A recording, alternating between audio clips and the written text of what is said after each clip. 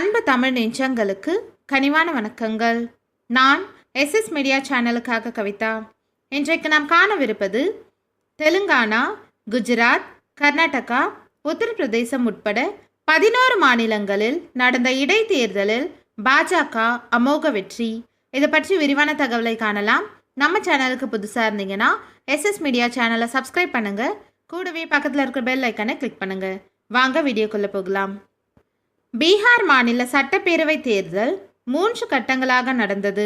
அத்துடன் தெலுங்கானா, கர்நாடகா, மத்திய பிரதேஷ், குஜராத் உட்பட 11 மாநிலங்களில் காலியாக உள்ள 59 சட்டப்பேரவை தொகுதிகளுக்கும் தேர்தல் நடைபெற்றது. இந்த தேர்தலில் பதிவான வாக்குகள் எண்ணிக்கை நேற்று நடைபெற்றது. மத்திய பிரதேசத்தில் கமல்நாத் தலைமையிலான காங்கிரஸ் ஆட்சி நடைபெற்று வந்தது. அக்கட்சியின் மூத்த தலைவர் ஜோதிராதித்ய சிந்தியா முதல்வர் கமல்நாத்துடன் கருத்து வேறுபாடு காரணமாக ஆதரவு எம்எல்ஏக்கள் 22 பேருடன் பாஜகவில் இணைந்தார்.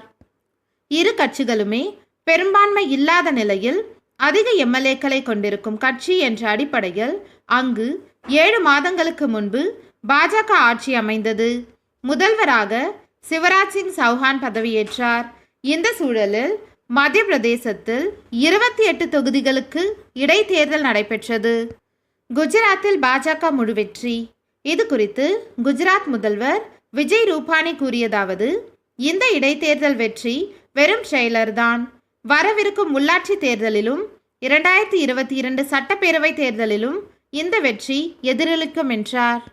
தெலுங்கானா முதல்வர் சந்திரசேகர ராவின் கோட்டையாக கருதப்படும் சித்திப்பேட்டையில் பாரதிய ஜனதா கட்சி வேட்பாளர் வெற்றி பெற்றிருப்பது டிஆர்எஸ் கட்சிக்கு அதிர்ச்சியை ஏற்படுத்தியுள்ளது.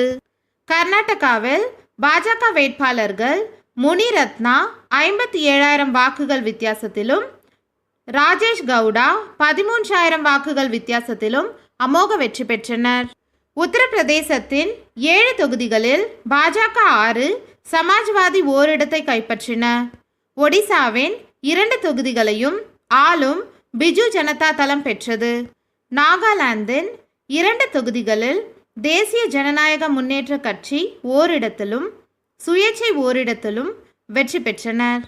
ஜார்க்கண்டின் 2 தொகுதிகளில் ஆளும் ஜார்க்கண்ட் முக்தி மோர்ச்சா ஓரிடத்திலும், அதன் கூட்டணி கட்சியான காங்கிரஸ் ஓரிடத்திலும் வென்றன. சத்தீஸ்கரின் 1 தொகுதியில் காங்கிரஸ், ஹரியானாவின் 1 தொகுதியில் காங்கிரஸ் வெற்றி பெற்றது. மணிப்பூரில் 5 தொகுதிகளுக்கு நடந்த இடைத்தேர்தலில் 4 இடங்களில் பாஜகவும் 1 இடத்தில் உள்ளூர் கட்சியும் வெற்றி பெற்றன. இந்த வீடியோ உங்களுக்கு பயனுள்ளதாக இருந்தால் லைக், ஷேர், கமெண்ட் பண்ணுங்க.